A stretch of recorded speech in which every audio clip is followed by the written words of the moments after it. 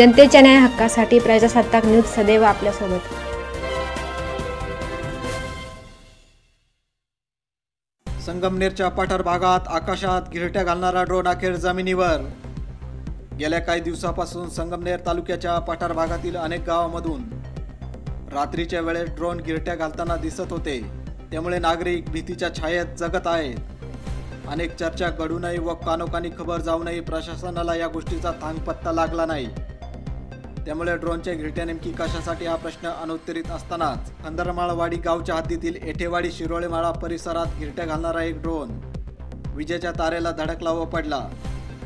ही गोष्ट नागरिकांच्या लक्षात येताच बाग्यांची मोठी गर्दी झाली होती। घारगाव पोलिसांना ही माहिती समजताच पोलिसांनी धाव घेत ड्रोन ताब्यात घेतलाय। मात्र पोलिसांनाही ड्रोन बाबत काहीच माहिती उपलब्ध झाली नाही। रात्रीच्या सुमारास अनेक ड्रोन फिरत असतात। हे ड्रोन नेमकी येतात कुठून, त्यांचे हँडलिंग करतंय कोण, त्यांचा वापर नेमकी कशासाठी, शासकीय यंत्रणा काही सर्वे करण्यासाठी त्याचा वापर करतंय का, की नागरिकांच्या म्हणण्यानुसारच खरंच चोरटे चोरी करण्यासाठी असल्या तंत्रज्ञानाचा वापर करताय का, यामागे झालेल्या चोऱ्यांशी त्याचा काही संबंध आहे का, खेळणं म्हणून त्याचा वापर केला जातोय का, अशा एक ना अनेक प्रश्नांची सरबत्ती नागरिक करत आहेत।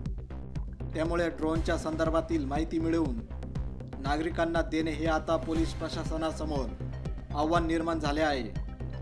सलीम शेखसह हुसेन पटेल, प्रजासत्ताक न्यूज, संगमनेर।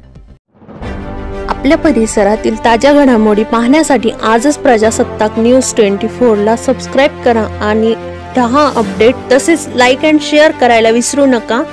प्रजासत्ताक न्यूज सदैव आपल्यासोबत।